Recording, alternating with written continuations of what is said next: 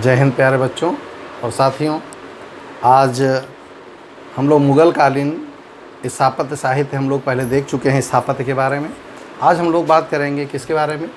मुग़ल कालीन भू राजस्व, सैन्य और मुद्रा व्यवस्था में।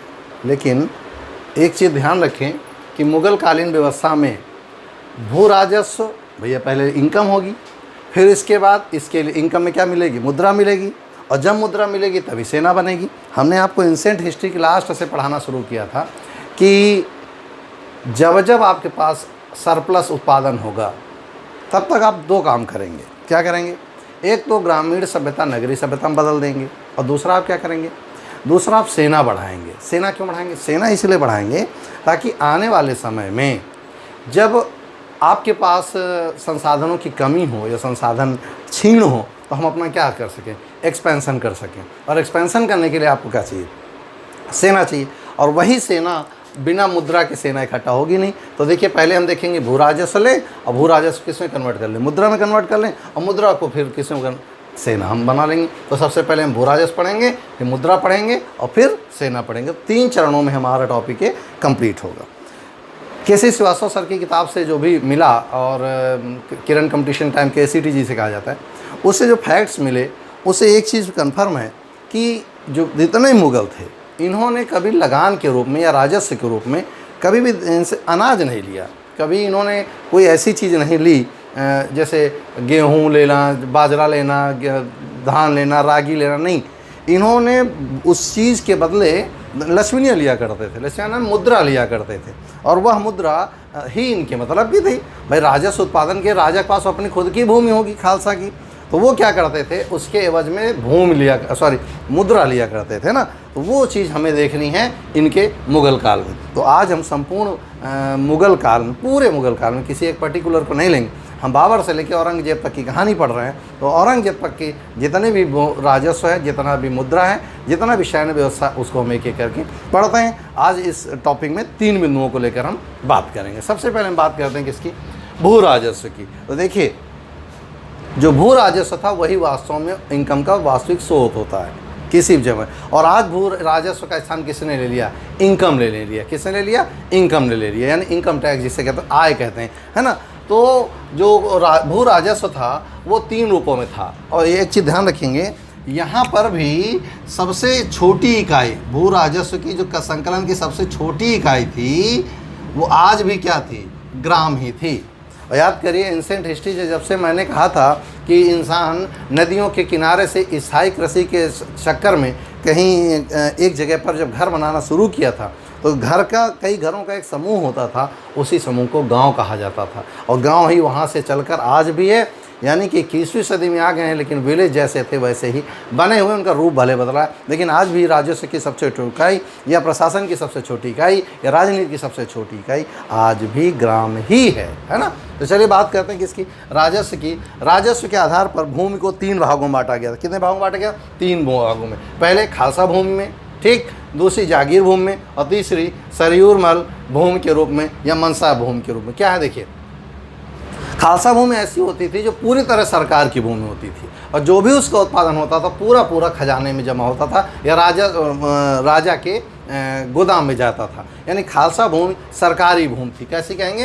तो ये सारी की सारी कैसी भूमि थी? सरकारी भूमि थी। तो हम खालसा भूमि को कह सकते हैं अपनी भाषा में ये एक सरकारी भूमि है। ध्यान रखेंगे, कैसी भूमि है? एक सरकारी भूमि है। दूसरा, जो जागीर भूमि होती थी, ये होता क्या था? वेतन के बदले भूमि देना। भाई मान लीजिए, सेना को देने के लिए बहुत सारे लोग ऐसे थे जिन्होंने वेतन के बदले भूमि दिया था। याद है, इक्का प्रथा पूरी इल्तुतमिश की यही थी। उसके बाद बलबन ने ख़त्म किया उसको। इसका मतलब हुआ कि भूमि के बदले, वेतन के बदले क्या दिया थी? भूमि। उससे 2 फायदे होते थे। एक तो भूमि की उर्वरा शक्ति बढ़िया होती थी, दूसरा जो सेना थी उसको हमें वेतन भी नहीं देना पड़ता था। तो दूसरी भूमि को जागीर भूमि कहा जाता था, वेतन के बदले भूमि देना। इसके बाद तीसरी सबसे महत्वपूर्ण भूमि थी, उसे कहते हैं सयूरमल भूमि। ये कैसी थी? जो धार्मिक और विद्वान व्यक्ति होते थे। विद्वान माने किसी जो प्रशय पाते थे, कहाँ? किसी के भी दरबार में। बहुत सारे थे भाई, अकबर के दरबार में तो नौरत्न थे, सबके सब बुद्धिमान थे। तो जितने विद्वान लोग होते थे, चाहे वो रविंद्राचार्य हों, चाहे कोई भी हो, जितने भी विद्वान रहे इनके दरबार में, अबुल फजल हो, चाहे वो कोई भी हो, सबको जो भूमि दान दी जाती थी उसे हम सयूरमल कहा जाता था या मनसा कहा जाता। सर ए मनसा, यानी कि जिसकी मनसा अच्छी हो उसे भूमि दी जाती थी, यानी विद्वानों को भूमि दी जाती। और ध्यान रखिएगा यह भूमि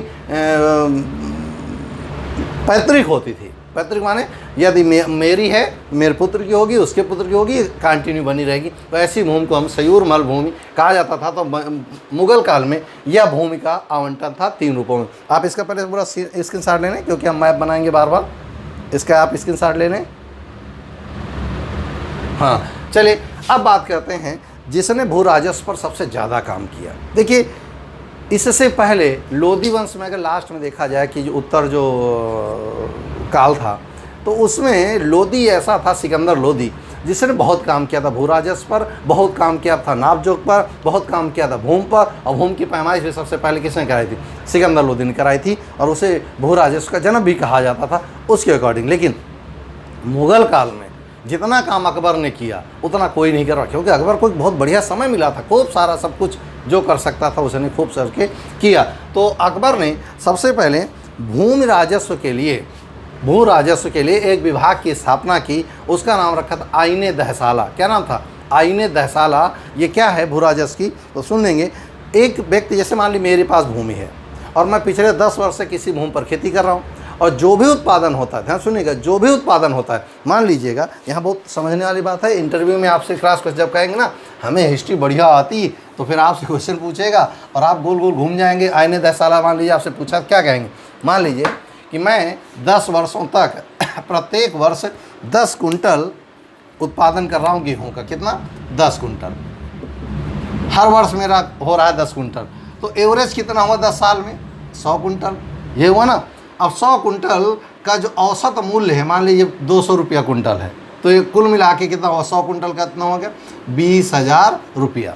तो जो भी पिछले 10 वर्षों का उत्पादन होता था और उसका जो प्रचलित मूल्य होता था, उसी का औसत निकाल कर किसी व्यक्ति की राजस्व निर्धारित किया जाता था। तो आईने दहसाला कै वर्ष के लिए होती है? दहसाला का मतलब ये हुआ 10 साल, यानी 10 साल की आय का आकलन करके और उसका औसत निकाल लो, जितना आए उतना ही आपका राजस्व होगा। और इसके लिए बाकायदा उसने एक अधिकारी नोट कर रखा था जो इनकी सबकी लिखा पढ़ी रखता था, और वो था अधिकारी था टोडरमल। कौन था? टोडरमल। सारा लेखा जोखा उसी के हिस्से आता था। पूरी भूमि की व्यवस्था किसकी थी? टोडरमल की। तो टोडरमल ने 10 वर्षों का औसत निकालकर आईने दहसाला से काम किया। दूसरा, अकबर ही एक व्यक्ति था जिसने लगान को ईसाई कर दिया था। ईसाई माने निश्चित है 1/3 आपको देनी है, 1/3 निश्चित है। बाद को इसने कहा कि 1/3 तब है आपके 10 वर्षों की आय निकाली, उसका 1/3 हमको दे दो। तो 1/3 यानी 33% किया। लेकिन उसने कुछ जगहों पर गड़बड़ कर दिया। जैसे तुम्हारी दुश्मनी मेवाड़ से थी, तुम्हारी दुश्मनी चित्तौड़ से थी, तुम्हारी दुश्मनी गुजरात से नहीं होनी चाहिए थी। जबकि गुजरात ने आपको बहुत कुछ दिया, पुर्तगालियों से मिलाया, समुद्र दिखाया, और आपने वहाँ राजस्व 50% कर दिया था। पता है क्यों? क्योंकि दूरी अधिक थी। उसे पता था कि वहाँ लोग चट्टा है, चुरा लेंगे, बहुत कम आएगा, तो इतना इनकम दे दो, टैक्स लगा दो कि कुछ ज़्यादा ही मिल जाए। तो उसने वहाँ टैक्स कितना लगाया? 1/2 यानी 50% टैक्स कहाँ लगाया था? गुजरात में। जबकि सामान्य लोगों के लिए टैक्स कितना था? 33%। ये भ्रांति है। दूसरा, राजपुताना के क्षेत्रों में उसने राजस्व की दर 1/7 और 1/8 कर दी, क्योंकि जोधाबाई उनके घर में थी पत्नी, और पत्नी के आगे आपके टैक्स सारे खो जाते हैं। तो राजपुताना से टैक्स इसका था 1/7 और 1/8। तो इस प्रकार राजपुताना के लिए अलग व्यवस्था थी और गुजरात और भारत के अलग व्यवस्था थी। तो जो अकबर की लगान प्रणाली थी वो रैयतवाड़ी पर निर्भर की। किस पर? रैयतवाड़ी। हम आपको पढ़ाएंगे आगे। रैयतवाड़ी का मतलब होता है एक लाइन में, जिसमें जनता को यह निर्धारित करना होता था कि आपस में से टैक्स कलेक्शन करो और राजा को दे दो। तो इस व्यवस्था को रैयतवाड़ी, रैयत माने ही होता है जनता, और इसीलिए अकबर को रैयत आला कहा गया। जनता के भगवान, जनता के प्रतिनिधि। तो इसका मतलब हुआ रैयतवाड़ी व्यवस्था पर निर्भर थी टोडरमल की, अकबर की भू राजस्व प्रणाली। और उसने क्या किया था कि गजे सिकंदरी के स्थान पर, सिकंदर लोधी ने शुरू किया था। कौन? गजे सिकंदरी। क्या? भूमाप की पैमाइश थी। उसने जिसे जरी कलम वहाँ कहा था, जरी कहा था। और यहाँ पर उसने सिकंदरी के स्थान पर गज इलाही शुरू किया। क्या शुरू किया? गज ए इलाही, यानी अपने नाम पर उसने शुरू किया गज इलाही। और अपने ही नाम पर याद किया, इलाहाबाद के नगर भी बसाया था। तो गज इलाही सिकंदरी के स्थान पर शुरू किया। और ध्यान रखिएगा 360 वर्ग गज, नोट करेंगे 360 वर्ग गज। जो नए लोग हैं उनको जरूर पता होना चाहिए, उन्हें यही नहीं पता रहता होता क्या। 360 वर्ग गज बराबर होता है 1 बीघा, ठीक। और 1 बीघा बराबर कितने होता है? 20 बिस्वा, ये 20 क्षेत्रों में बंटकर। तो इसका मतलब हुआ 3600 वर्ग 360 वर्ग गज कहो या 20 बिस्वा कहो, दोनों बात एक है। और आज भी बिस्वा इकाई है हमारे यहाँ गाँव में। क्या बिस्वा ज़मीन आपके पास बची, कितने बिस्वा में आपका घर बना? तो ये बिस्वा प्रणाली कहाँ से चली आ रही? अकबर के समय से। अकबर ने भूमि को उर्वरता के आधार पर, ध्यान सुनिएगा, 4 रूपों में बांटा। पहली भूमि को पोलज भूमि कहा, जिसमें प्रत्येक वर्ष उत्पादन होता था, प्रत्येक वर्ष उत्पादन होता था, यानी हर वर्ष इस पर फसल बोई जाएगी, हर वर्ष इससे उत्पादन होगा। पड़ती भूमि होता था, 1 वर्ष छोड़कर, नोट करते चलेगा, 1 वर्ष छोड़कर इस पर भूमि खेती बोई जाती थी। चाचर भूमि होती थी, जिसमें 4-5 साल में भूमि, कहेंगे ये वाली कौन सी होती? ये ऐसी कृषि होती है जिसमें दीर्घकालिक, जैसे मान ली गुलाब लगा दिया गया, जैसे मान ली बहुवर्षीय फसलें लगा दी गई, गन्ना लगा दिया गया, तो 4-5 वर्षों में जो होती थी उसे चाचर भूमि कहते हैं। और अगली थी ऊसर भूमि, जिस पर बहुत समय में कभी उत्पादन हो, कभी होता ही नहीं था। तो इसमें उस समय भूमि के आधार पर 4 रूप की भूमि थी, पोलज, पड़ती, चाचर और ऊसर। आपसे पूछेगा इनमें से अकबर के कालीन में कौन सी भूमि नहीं थी, तो आपको कोई एक हटा कर रख देगा, तो उसमें हम कहेंगे चाचर भूमि या पड़ती या पोलज या ऊसर भूमि। साथ ही इसने ध्यान से देखेंगे कि अन्य स्रोत क्या थे राजस्व के। तो अकबर के समय में अन्य स्रोत क्या थे? जजिया, जकात और खुम्स। ध्यान से सुनिएगा, जजिया, जकात और खुम्स। हम मिटा रहे हैं एक एक करके, अगर ना हो तो आप स्क्रीनशॉट फिर ले लीजिएगा। यस, हम लोग बात किसके करने जा रहे हैं? जजिया, जकात और खुम्स की। ये क्या है ज़रा देखते हैं। सबसे पहले जजिया तो वैसे अकबर ने ख़त्म कर दिया था, फिर भी जो जजिया था वो है क्या? गैर मुस्लिमों से लिया जाने वाला टैक्स, गैर मुस्लिमों से। अब यहाँ एक भ्रांति है, मैं आपको स्पष्ट हम बता दे रहे हैं। गैर मुस्लिम हिंदू मत समझिए, गैर मुस्लिम क्या अब अरब कंट्रीज से सब मुसलमान ही थे क्या? वहाँ बहुत सारी जातियाँ हैं, ठीक। आप उइगर क्या कहेंगे? उइगर जो लोग होते हैं उन्हें मुसलमान नहीं मानते और वे अपने आप को मुसलमान मानते हैं। अफगान कौन थे? मंगोल कौन थे? तो मुसलमान के रूप ही ना। लेकिन जो गैर मुस्लिम है उनसे लिए जाने वाले टैक्स को क्या कहा जाता था? जजिया। अब भारत में हिंदू ज़्यादा हैं तो इसमें उनकी क्या गलती? तो हम ज़्यादा थे इसलिए हमारे ऊपर कहा जाता है, हिंदुओं पर लगा जाने। वैसे जजिया माफ़ कर दिया था किसने? अकबर ने, लेकिन ब्राह्मणों से कहा था कि चलो भैया तुम देते रहना। अगला जो जकात था, ये मुस्लिमों से एक निश्चित आय, यानी जो मुस्लिम हैं जो भी इनकम कमाएंगे उसका 2.5%, कितना? 2.5% वो टैक्स के रूप में जमा करेंगे। तो ये कौन सा होता था? जकात। ये होता था जजिया। समझ आ गया? खुम्स क्या होता था? ध्यान सुनिएगा, खुम्स होता था लूट का धन। क्या है? लूट का धन। यानी कि जब सेना किसी राज्य विशेष को लूट कर वापस आती थी तो उसके धन का बंटवारा होता था। लेकिन अकबर ने क्या कहा था? सारा का सारा धन कहाँ करो? आप राजस्व में जमा करिए, क्योंकि वेतन आपको मिल रहा है, उसके लिए देने की जरूरत नहीं। लेकिन इससे पहले के जो शासक थे उसमें, चाहे वो इब्राहिम लोदी हो, चाहे मोहम्मद बिन तुगलक हो, चाहे जितने भी शासक पहले के हो, खिलजी हो, सब हो, खिलजी की तो लड़ाई ही इसी बात पे हुई थी सैनिकों से। किसमें? 1/5 और 4/5 को लेकर। औरंगजेब, खिलजी कहा करता था कि 4/5 भाग हमारा है और 1/5 सेना का है। और सेना क्या कहती थी? 4/5 हमारा है और 1/5 राजा का है। इसी को लेकर विवाद हुआ था, तो उसने सेनाओं के सबके एकते ख़त्म कर दिए। तो इसका मतलब हुआ जजिया, जकात और खुम्स, ये थे उनके राजस्व के तरीके, अन्य राजस्व के। दूसरा, भूमि माप के लिए जरीब का यूज होता था। जरीब क्या है कि एक बांस होता था लंबा सा, जिसकी एक निश्चित माप होती थी, जो अनुपात, ध्यान सुनिएगा, सिकंदरी और इसका अनुपात 39 और 41 का है।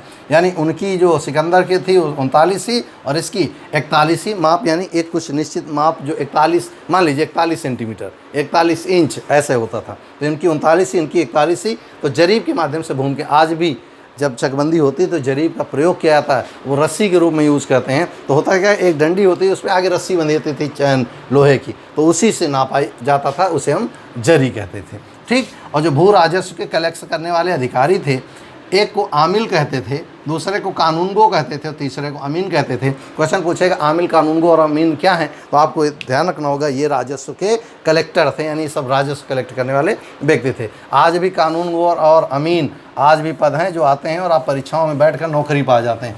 तो ये आज पद, ये सारे के सारे शुरू किसके किए हुए थे? अकबर के समय या मुगल काल में प्रारंभ किए गए थे। मुझे विश्वास है इतनी बात आप समझ में आ गई होगी, है ना। अब बात करते हैं किसकी? शाहजहाँ के समय में। एक एक करके चलेंगे, बार बार आते रहेंगे, जो चीज़ आएगी उसमें हो सकता है सब लोग शामिल हो। अगली बात करते हैं शाहजहाँ की। इसने माप की दो नई तारीखें लगाई। कौन? बीघा ए इलाही, जिसने नाम इलाही से लगेगा आपका अकबर का है, लेकिन है किसका? शाहजहाँ का। तो बीघा ए इलाही जो है ये मुग़ल काल के अंत तक चला। बहादुर शाह जफ़र के समय तक इसको अपनाया गया था। कम कौन सा? बीघा ए दिलाही, सॉरी इलाही। और इसके बाद इसने एक नया पैमाना शुरू किया, दीरा ए, सुनेंगे, दीरा ए शाहजहानी। इसका मतलब छोटी मापों के लिए दीरा ए शाहजहानी का उपयोग किया था, जो शुरू किया था शाहजहाँ ने। और शाहजहाँ ऐसा व्यक्ति था, भाई राजमहल तो बनवा लोगे आप, लाल किला बनवा लोगे, मोती मस्जिद, नगीना मस्जिद आप बनवा लोगे, आप सिंहासन में मयूर बनवा लोगे, जिसे मयूर सिंहासन कहते थे, ये सारे बनवाओगे कहाँ से? कहाँ से आता था पैसा? वो आता था यहाँ से पैसा। देखिए, अपने भू राजस्व का 50% सबसे लेता था, जबकि अकबर 1/3 लेता था। यानी अगर हमें खेत में 10 कुंटल पैदा हो तो 5 सरकार का है। तो ये काम करो उनका। शाहजहाँ जब आधा ले जाओगे तो 100% ताजमहल क्यों? हमें भारत की आय का आधा दे दीजिए, हम कई ठो ताजमहल रोज़ बनवाते रहे। यस, इसका मतलब हुआ शाहजहाँ ने कुल आय का 50% लिया था। ये कहानी किसकी थी? शाहजहाँ की। अब देखिएगा मनसबदारी क्या है। ये तो कहानी थी भू राजस्व की। मनसबदारी का मतलब होता है पद, प्रतिष्ठा, या आपकी जो हैसियत क्या है होती है, उसे मनसब कहा जाता है। ये प्रक्रिया शुरू हुई थी, ईरानी एक शब्द है जिसका मतलब होता है पद, प्रतिष्ठा या सम्मान।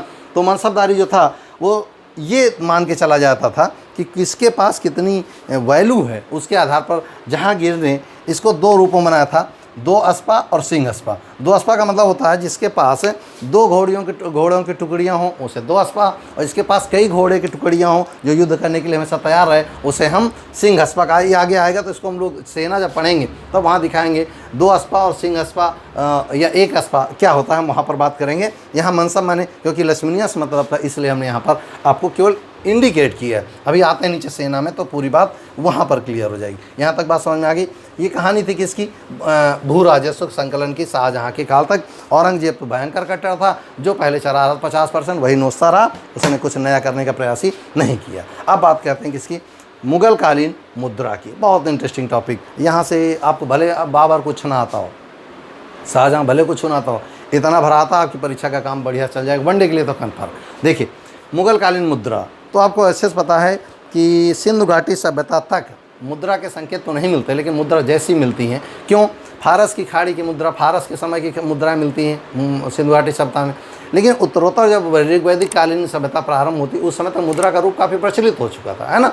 तो मुद्रा यहाँ पर जो थी सांकेतिक मुद्रा के रूप में प्रारंभ हुई थी।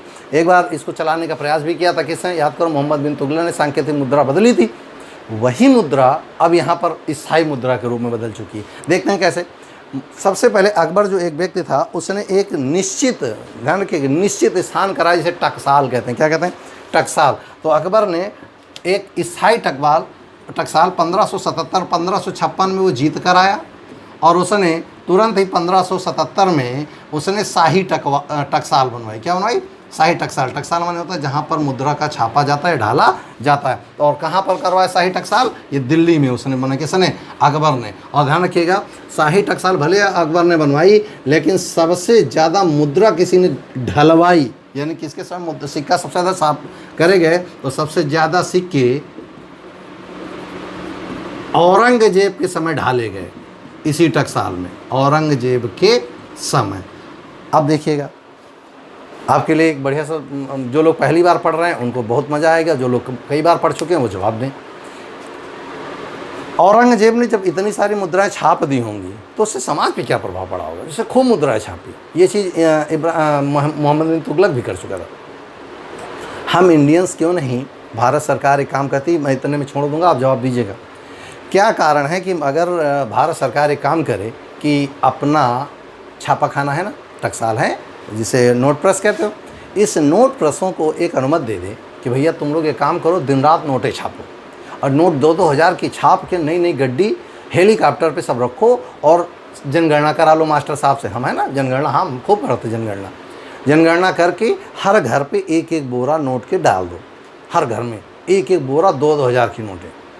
ठीक, हम गरीब है ना, भारत एक गरीब देश है, यहाँ पर 67% जनसंख्या कृषि पर निर्भर है, बाकी सर्विस करते हैं, बहुत गरीबी है, यहाँ पर कैपिटल इनकम बहुत कम। तो मैंने यार अमीर तो कर दिया यार, हर घर में 2 हज़ार की नोटें पड़ गई, 1-1 बोरा सबके घर में, क्या होगा? चलिए बताइएगा क्या होगा कमेंट्स बॉक्स में, उम्मीद है आप जवाब देंगे। और कमेंट बॉक्स सोशल कमेंट पे दिया जाएगा, लाइव क्लास पे तो आप देते हैं, सोशल कमेंट जरूर दिया करिए कि ये हमको पता है, ठीक। उससे आपकी बात बहुत लोगों तक पहुंच जाएगी पूरे भारत में। तो इसलिए जो कमेंट आप लाइव क्लास चैट में करते हैं वो तो ठीक है, उसके बाद आप कमेंट जरूर किया करिए ताकि पता चले कि आपकी स्थिति क्या। तो क्या होगा आप जवाब दीजिएगा कि सब तो अमीर हो जाएंगे यार, सबके घरों में 10-10 करोड़ 15-15 करोड़ रुपया, हाँ मज़ा आ गया। देखिए क्या होगा, जवाब दीजिएगा। तो मुगल काल में हमने आपको बताया कि स्थायी टकसाल किसने बनवा दी, अकबर ने बनवा दी, लेकिन सर्वाधिक सिक्के ढलवाए किसने, औरंगजेब ने। अब बात करते हैं, पहला शासक आता है बाबर, और जब बाबर भारत में आता है तो उसे जब यहाँ जाता है तो उसे मस्त कलंदर ऐसे नहीं कहा गया, उसने खूब सारे बांटे थे, और जो बांटे थे उनका नाम था शाहरुख। क्या शाहरुख खान नहीं यार, शाहरुख मुद्रा है, शाहरुखी या शाहरुख नाम से अगर मिले तो वो मुद्रा किसकी है, बाबर की। तो ध्यान रखिएगा, उसने शाहरुख नाम की एक मुद्रा जारी की थी, किसने, और ये थी किसकी, चांदी की मुद्रा थी। ध्यान से सुनिएगा, चांदी की मुद्रा शाहरुख, और एक और ये उसने कंधार से शुरू किया था। कहाँ से, कंधार से। और दूसरा मुद्रा नाम था बाबरी, क्या नाम था, बाबरी, ये भी चांदी का था, और ये काबुल से शुरू किया था। तो काबुल और कंधार से मुद्राएं शुरू करने वाला कौन था, सॉरी ये काबुल से लिखने मिस हो गया, ये काबुल से है और ये कंधार से है। तो ये मुद्राएं उसने शुरू करी थी किसने, बाबर ने, और दोनों चांदी की थी, और खूब दान किया करता था कौन, बाबर। तो ये दो मुद्राएं बहुत पेपर पूछी जाती, बहुत पूछी जाती। शाहरुख मुद्रा किसकी थी, तो लोगों को लगता है शाहरुख खान की कोई मुद्रा होगी ना भाई, उन्हीं के नाम पर, उस मुद्रा के नाम पर शाहरुख खान का नाम है, ये कहिए। तो बाबर जो था उसने दो मुद्राएं शुरू की थी, एक था शाहरुख मुद्रा और दूसरी बाबर मुद्रा। ध्यान सुनिएगा, मुगल कालीन जो मुद्रा थी सामान्यतः सोने की, चांदी की और तांबे की हुआ करती थी। सामान्यतः 3 प्रकार की मुद्राएं थी, सोना, चांदी और तांबे की।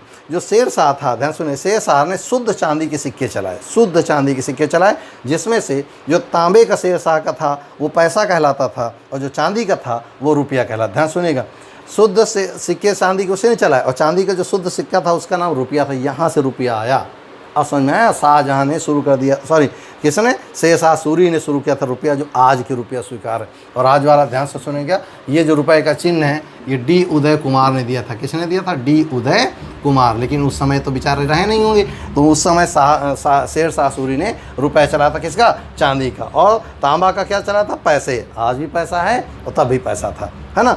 इसके बाद अकबर आता है और 1577 में वो स्थायी टकसाल बनवाता है, कहाँ, शाही टकसाल दिल्ली में, और उसके बाद मुद्रा छपने शुरू हो जाती हैं वहाँ पर। तो अब देखते हैं कि जो अकबर है उसने क्या क्या रुपया पैसा में किया। तो सबसे पहले अकबर ने शाही टकसाल बनवाई, और उसका जो अध्यक्ष था उसका अध्यक्ष को बनाया किसको, अब्दुल समद को। किसको बनाया, अब्दुल समद को। ये सही कहना तो उसका अधिकारी हुआ करता था। साथ ही उसने सोने का सिक्का चला, जिसे मुहर कहते। ध्यान सुनिएगा, सोने का सिक्का होता था, आपने सुना होगा, इतनी मोहरें दे दी, राजा खुश हो गए, इतनी मोहरें दान कर दी।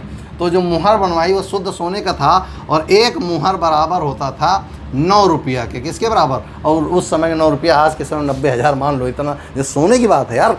तो एक मुहर बराबर होती थी 9 रुपये के। साथ ही और सबसे बड़ा सोने का सिक्का, ध्यान सुनिएगा, सबसे बड़ा सोने का जो सिक्का था उसे संसखन कहते थे। क्या कहते हैं, संसक। क्या कहते हैं, संसक। और ये कितना होता था, 101 तोला सोने के बराबर। यानी कि ये सबसे बड़ी मुद्रा है पूरे मुगल काल में। अगर सबसे बड़ी सोने की मुद्रा थी तो उसका नाम था संसक। क्या नाम था, संसक।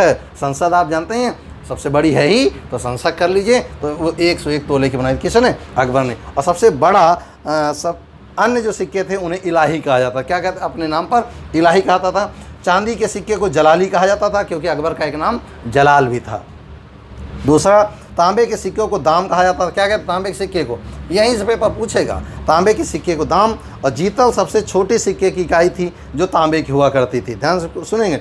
और जो टकसाल का अधिकारी होता था, टकसाल का अधिकारी मैंने सब कुछ देखने वाला, यानी अब्दुल समद जो था, इसे दरोगा कहते थे। आपसे क्वेश्चन पूछेगा, मुगल कालीन समय में जो सेना का जो टकसाल का अधिकारी होता उसे क्या कहते थे, तो आपको पता चलेगा कि आप कह देंगे उसको तो टकसाल अधिकारी, टंकड़ अधिकारी। नहीं भैया, उसका नाम दरोगा हुआ करता था, और आज के दरोगा जी दूसरे हैं। यस। इसके बाद जो जहांगीर आया उसने निसार नामक, ध्यान सुनिएगा, निसार नामक मुद्रा चांदी की शुरू की। शाहजहाँ था, इसने आना चलाया। आपने 4 आना, 8 आना, 16 आना देखा। 1 रुपये में क्या आना होते हैं, 16 आना हमने पढ़ा होगा, कई लोगों ने तो यूज़ भी किया होगा। और औरंगजेब ने सर्वाधिक सिक्के ढलवाए थे, मैंने आपको पहले बता दिया था। इस प्रकार हम कहाँ तक आ गए, मुद्रा में। यहाँ से पेपर में खूब सारे प्रश्न आपसे पूछे जाएंगे, कैसे, मुद्रा को लेकर, है ना। तो ये हमने बात करी कि इसकी सबसे पहले भैया राजस्व इकट्ठा करो, तो हम आपको रिपीट करते जल्दी जल्दी से।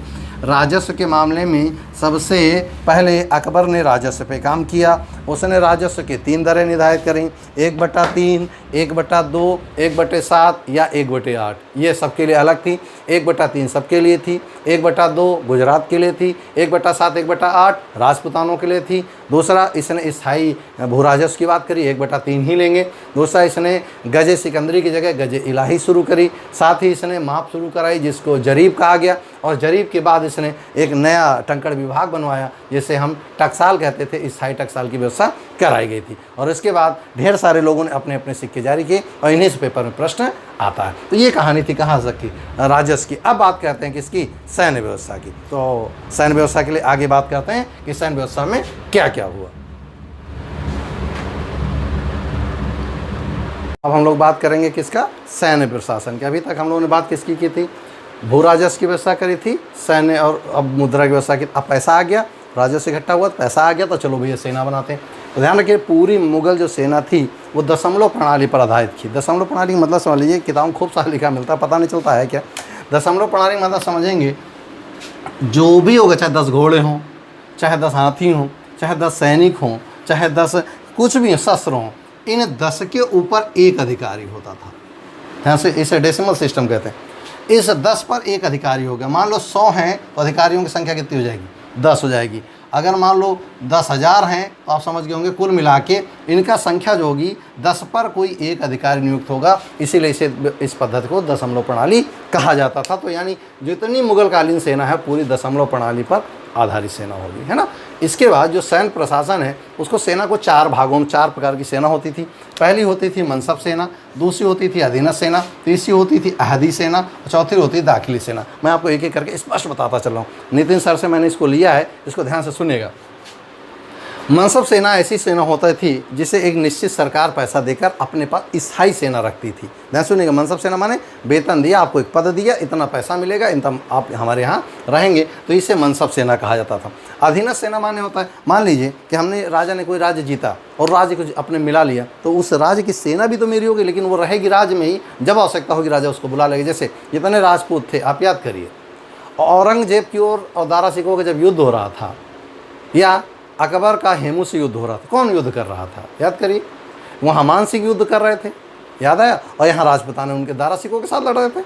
इसका मतलब वो अधीनस्थ सीट होते। तो अधीनस्थ सेना होती राजा द्वारा जीती गई सेना, जिसे अवसर पड़ने पर राजा अपने पास बुला लेता था। अगली सेना कहलाती अहदी सेना। इसमें होता है कि भर्ती और घोड़े, वेतन सब राज्य देता था, लेकिन रखते लोग अपने पास से। सारा कुछ राज करेगा, लेकिन सरकार करेगी, सही सब लोग राजा करेगा, लेकिन रखना अपने पास होता था।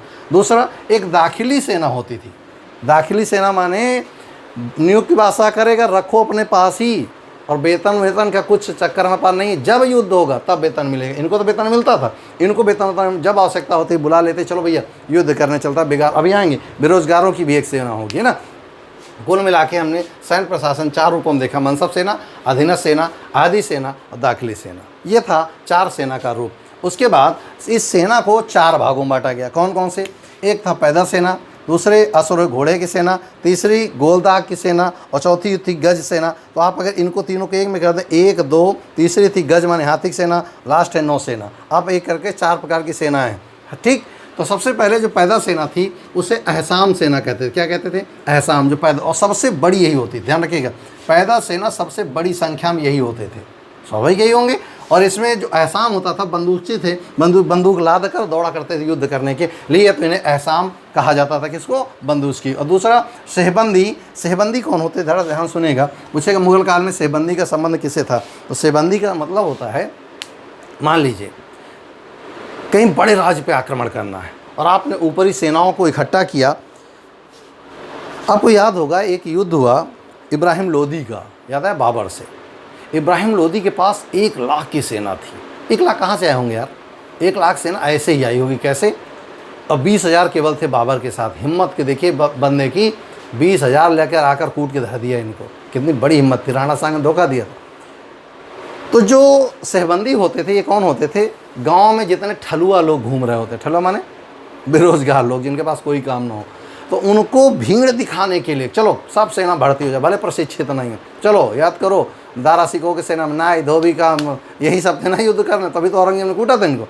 तो ये जितने अब समझ में आए वो, जब आप वहाँ लग रहा था कि सर ये कौन सी बात कर रहे हैं, अरे भाई यही था कि सेना बड़ी दिखानी है, और बड़ी दिखाने में ले जितने जाते हैं सबको भल्ले कुनबा ले जाओ, चलो युद्ध पकड़ा दिया तलवार।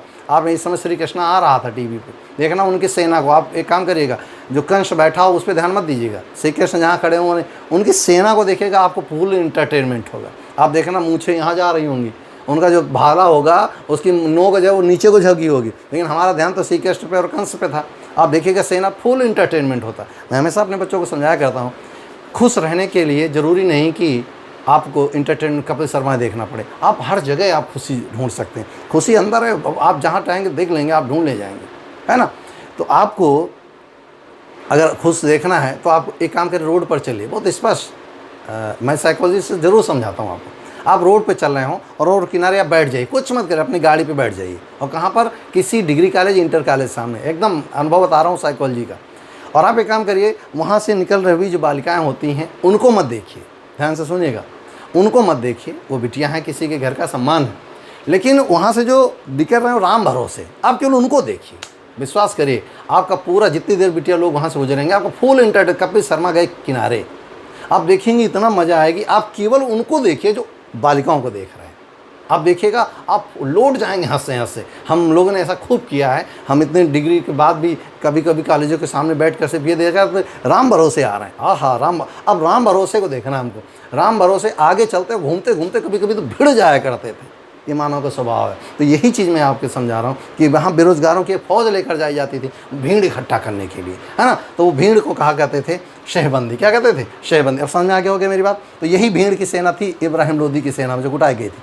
आगे जो अश्वारोही होते थे, ये सर्वोच्च शक्ति, क्योंकि बहुत तेज गति से, आपने सुना हाथी पावर, आपने सुना, अभी हमेशा कहते हैं हार्स पावर, कहते हैं ना घोड़े की शक्ति, हार्स पावर की। कभी सुना क्या कि हाथी power, JCB power, crane power, नहीं सुना ना। अश्व पावर से उसकी तीव्रता बहुत अधिक होती, ताकत तो हाथी में है लेकिन तीव्रता अश्व में अधिक होती, इसलिए अश्व शक्ति सर्वोच्च शक्ति थी।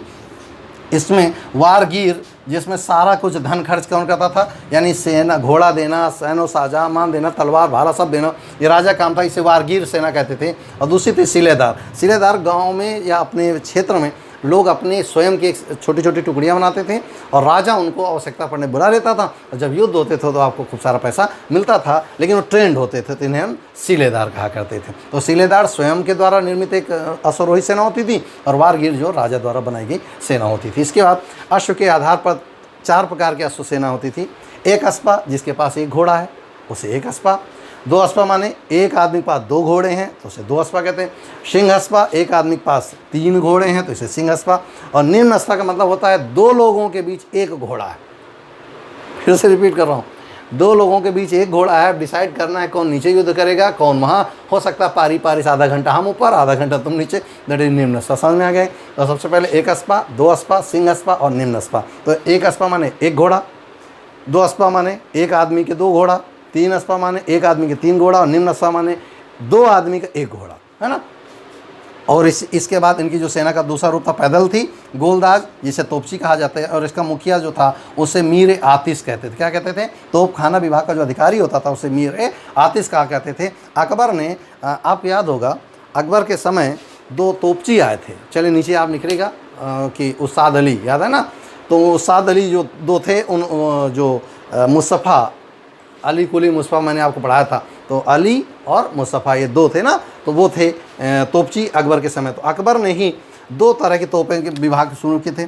भारी तोप खाने को जिंसी कहा जाता था, हल्के तोप खाने को दस्ती। तो क्वेश्चन कैसे पूछेगा, मुगल काल में दस्ती का संबंध किससे, तो आपको सेना का टुकड़ी नहीं, दस्ती का मतलब हो गया तो हल्की तोपों का समूह।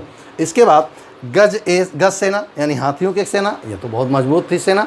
गज सेना अकबर ने शुरू किया था, जिसे पील खाना विभाग कहा जाता है। क्या कहते थे, आप जानते हैं पीलवान, हमारा जो हाथी लेकर घूमते रहते हैं उन्हें पीलवान कहा करते हैं ना।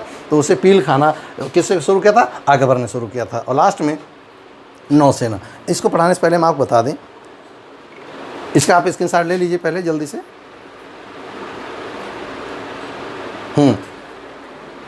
मुग़लों की अगर लास्ट में पराजय का मुख्य कारण था, चाहे वो जहांगीर के समय जब आए, टॉमस रो, फिंच, टैरी, जितने भी लोग आए, इसके बाद पुर्तगाली भारत में आए, इसके बाद डच भारत में आए, ये सारे लोग आए किस रास्ते से थे? आए तो सभी सब नौसेना से थे। और क्या इनको जितने भी मुग़ल थे, इनके विचार नहीं आया कि क्यों ना हम एक मुग़ल सेना तैयार करें नौसेना के रूप में? इन्होंने नौसेना नहीं बनाई थी। और कहा जाता है कि औरंगजेब के पतन का मुख्य कारण यही था कि वो सब सेनाओं आते थे, नौसेनाओं से कूट पार के भर के लेके भाग जाते, इनको पता नहीं चलता था हुआ क्या। तो भारत में मुग़लों के पतन का एक कारण ये भी लिखा जा सकता है कि मुग़लों ने क्योंकि नौसेना पर ध्यान नहीं दिया था, और अगली जो युद्ध थे वो सारे नौसेनाओं पर डिपेंड थे। यही कारण था कि मुग़लों के पतन का एक बेसिक कारण नौसेना का न होना था। लेकिन अकबर ने उसमें काम किया था। अकबर ने नवाड़ा नामक एक नौसेना विभाग का स्थापना की थी। जब वो गया था कहाँ, गुजरात, तो उसे लगा यार नौसेना होनी चाहिए था नवाड़ा, लेकिन उस पर बहुत ज़्यादा काम नहीं किया गया। और इस नौसेना के अधिकारी को मीर ए बहर कहा करते थे, मीर ए बहर, जो कि अस्थायी तौर पर था, बहुत ज़्यादा काम नहीं कर पाए। तो हमें उम्मीद है अब आपको सारा कुछ पूरा मुग़ल काल मैंने आपके सामने रख लिया। एक टॉपिक बचता है मुग़ल कालीन साहित्य और संगीत, बहुत ज़्यादा महत्वपूर्ण नहीं है, आपके लिए उसका PDF मिल जाएगा।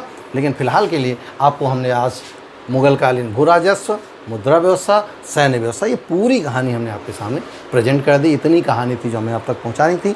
आज के आप यहाँ से ही हमारा मुग़ल काल, और यूँ कहें कि मेडिवल हिस्ट्री का काम समाप्त हो जाता है। केवल शिवाजी पर एक वीडियो आपको देना है, और दूसरा मराठों की उत्पत्ति और उद्भव और विकास की। मराठा काल एक बार पढ़ना है ना, बाकी हमारा मिडिवल हिस्ट्री ख़त्म, यानी एंशिएंट हम पढ़ चुके, मिडल पढ़ चुके। अब बात आएंगे मॉडर्न की, और विश्वास रखिए मॉडर्न आपने सब देखी सुनी नहीं होगी जिस तरह से आपको मिलेगी, मुझे पूर्ण विश्वास है, क्योंकि वो हम लोगों का बहुत मजबूत पोर्शन होगा। और सर्वाधिक प्रश्न मॉडर्न से आते हैं, तो शुरू करेंगे आधुनिक भारत में क्या क्या पढ़ना, कैसे पढ़ना। आज तो लेता है इतना ही। जय हिंद।